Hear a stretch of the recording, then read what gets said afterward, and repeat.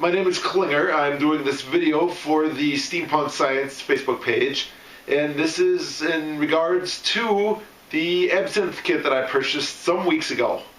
I have some setup stuff here, and I've got obviously the video camera and myself, and I will do a brief demonstration and show you what happened versus what it should theoretically be. First of all, what have we got down here?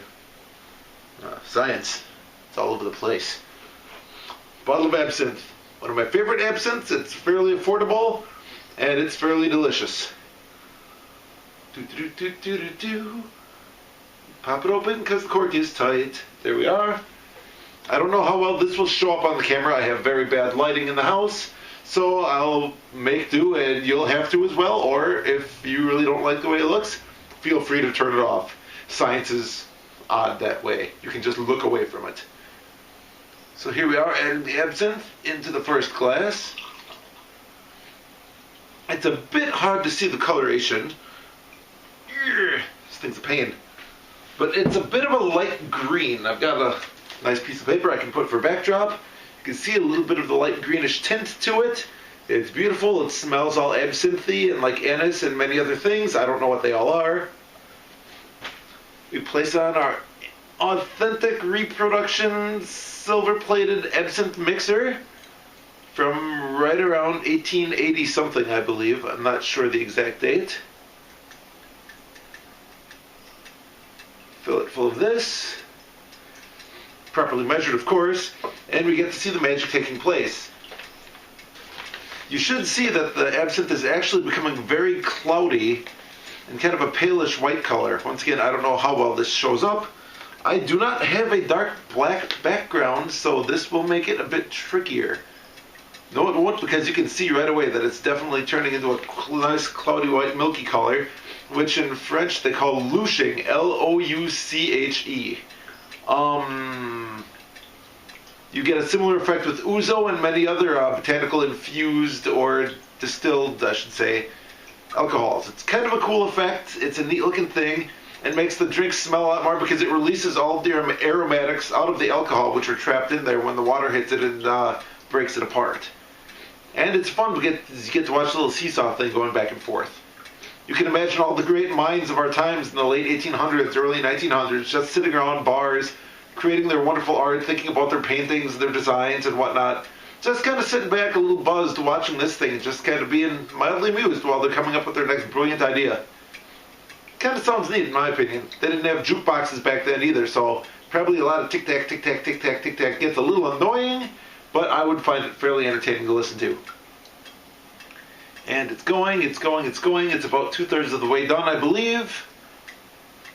And yeah, I can't really speed this. I could speed this part up, but it's doing what it's supposed to do, so we'll just let it do what it does. I did not rehearse this. I'm ad-libbing the whole thing, so my apologies if it sounds a little odd. And if I sound a little nasally, it's because these goggles I built are very, very heavy. They're crushing the bridge of my nose as we speak. So that's how it goes. Alright, well, it's slowing down a bit. And once again, you can see it's a nice pale white color. It's very, very fragrant, even with the pinched nose. It's definitely absinthe. This is what absinthe is supposed to do. This is what absinthe looks like. There are many varieties and qualities of absinthe, and this is essentially what you're looking for when you purchase an absinthe. It's still going, so I'm running out of things to say about absinthe. I might have more to say on the next glass. If I keep drinking glasses, I'm sure I'll have a lot more to say, but they'll be quite a bit more difficult to understand. I'd also like to apologize for my scruffiness, as I did just come from the workplace, and obviously this is not a steampunk shirt, nor is this, but we make do. It's finished. Well, finished enough. And there we have a glass of absinthe. Glass number 2, we will put in the kit absinthe, which is this. This already does not look like a clearish green kind of a color. I can hold a piece of paper behind it. I really don't need to. It's brown. It's just odd because the straining bag that I steeped the solids in to make this actually turn green, so who knows? I don't. Anyways, I can take the cap off this, carefully pour a bit. Sorry, you're going to have to go over there. I'm left-handed. I'm not sorry that I'm left-handed. I'm sorry that I had to move that because I'm left-handed. Pours this into the glass. And once again, we can see right away it's not the same. It's a light brownish tan color. Set you over there for later. Paperwork again. There it is. Brownish tan. It does smell like, and it's not just because this is open and like fuming up the whole room, but it does have a slight anise smell to it. Put on our mixer. Once again, fill it up to the same amount. I feel like I'm doing a magic trick. And what do we see? It'll be very hard to see from the video, but you can actually see the water mixing with the alcohol. You're getting lots of swirls going on within the solution, but it is definitely not turning cloudy like the absinthe does. The absinthe goes from a very clear solution to a very opaque solution. Translucent? We could argue about that. Semantics, I suppose. I can set this off to the side. Unnecessary at the moment. By the way, it is a sake bottle. I think it's nice looking. I use it for absinthe stuff, water, because I like the way it looks, and it's cool, and sake is good too. But we can talk about that some other time. Alright, and it is getting there. You can see it's about halfway through, and there is virtually no visible comparison whatsoever. They are completely different animals. This one is still very easy to see through. Once again, you see a little bit of the alcohol swirling inside as the oils are mixing with the water and releasing. It's becoming a little aromatic, but it's nowhere near as much as the classic absinthe is. I have about 1/4 of an inch worth of talking to do, which apparently takes about 5 minutes. So I will tell you once again that this absinthe kit is basically a bag full of the ingredients that are used to make absinthe, which you steep into a bottle of alcohol. I used, I don't need to mention brand names, but I used just a standard grain alcohol for this. It was a vodka, nothing spectacular, and I followed the directions implicitly. I actually gave it an extra week just to make sure that it got as much flavor as it possibly could into it. And this is what you get. It was filtered twice through a coffee filter. So I didn't actually do anything to mechanically or chemically filter out any. I did mechanically filter it, but I did not chemically filter out any of the flavors or colors or anything like that. So the coffee filter did come out a little bit stained, but that's what happens when you run anything through a coffee filter. I doubt it really took out enough to make a huge difference. Alright, we'll set this down. That's slowing down a bit, but it's not slowing down as much as I thought it was. Anyways, I will take a drink of this while that's still tiddling around. Salute.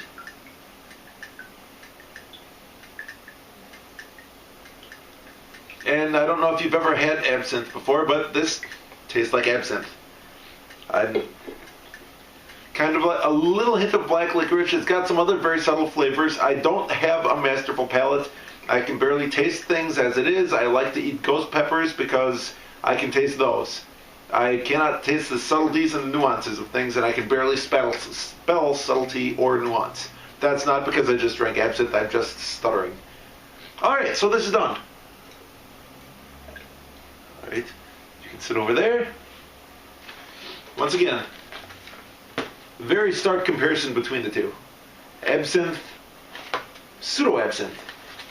One of them is actually made in the distillery, the other one was infused, or however you would like to call it, in my house.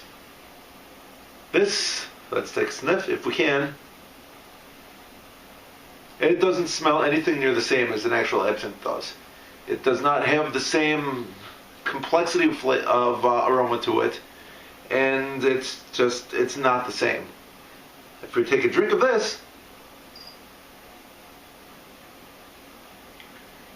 compared to the absinthe, honestly, it's not even close. There's a little bit of the absinthe flavor, the anise flavor, and it has a very heavy vodka after feel to it in the throat, if you're a person who ever drinks straight vodka. I don't know if you are. I'm not confirming or denying anything at this point, but Yes, I have, and yes, that's what it tastes like. So, clearly not the same thing. What else can I tell you? I can tell you because this was made with vodka, this is only 80 proof, whereas, what have we got down here? The absinthe is 106 proof, which is a big difference. Potentially, I could add less water to the pseudo-absinthe, and I could get the same alcohol percentage as I would if I mixed this with a larger amount of water, but I really don't see how that's going to affect the flavor in any way, shape, or form. It may be a little bit stronger, but I don't really see it being a huge difference. So once again, not quite absinthe, completely absinthe. I'm really not an expert in these matters by any means. I bought the kit as an interesting thing to see how it would work out, and it's drinkable. It's not very likable in my opinion. Some other people might. I don't know. I'm not naming the brands because I'm not here to follow anyone else's business or to endorse anyone's business. I'm just stating my opinions on something I've done. So you can drink it. You can give it to some of your friends, I suppose. It's really not that good in my opinion, but there it sits. You can buy absinthe kits. I've seen them online for between $15 and $30 a piece, plus the cost of the alcohol that you mix them with. And this kit produced 1.75 liters, which came out to a total cost of about $65. Whereas, sorry, science is everywhere, so is alcohol. Alcohol. Anyways, sorry, distractions. This is 0.75, oh actually this is 1 liter. My mistake, it's a big bottle. And this costs about $50, $55. So you obviously get more alcohol at a lower proof with this, but the quality does not compare in the least. So I would highly recommend just sticking to regular absinthe unless there's actually a more believable kit, standardized kit, kit that people claim works very, very well. Because, yeah, honestly, this is not what I was expecting. When absinthe was not legal, when it was banned for however long it was, over, like, what, 95 years or something like that, I could see people turning to this because it was all that was available, and they didn't know what it was supposed to taste like, and this is the same ingredients, so, you know, it's close enough, but it's clearly... absinthe is legal now. We can buy it in many places. I wish the price would come down because I still believe it's overpriced for what it is, but it's definitely the way to go. I would have a glass of this. I would have many glasses of this any day over this. I would drink this as a dare. I'll drink this because I have a whole big bottle of it and it has to go somewhere. And if you're a friend of mine and live in the neighborhood, you may be able to try it at some point because I'm sure it will last for quite a while. But there you have it. That's all I've got to say about it. So absinthe kits, they are interesting. It's not even a fun science project because you pour things into a bottle and you wait for 2 weeks. I mean, it was a pain getting all the little stuff out of the bottle and filtering it out, and it's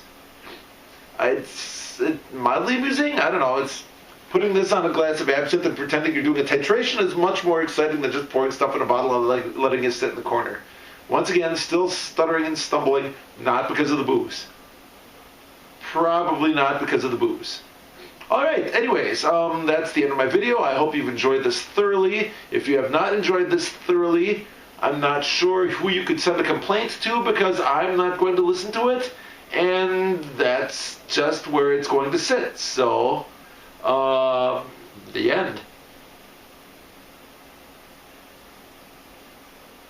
Oh, I don't have a remote. I gotta turn this off by hand. Yeah.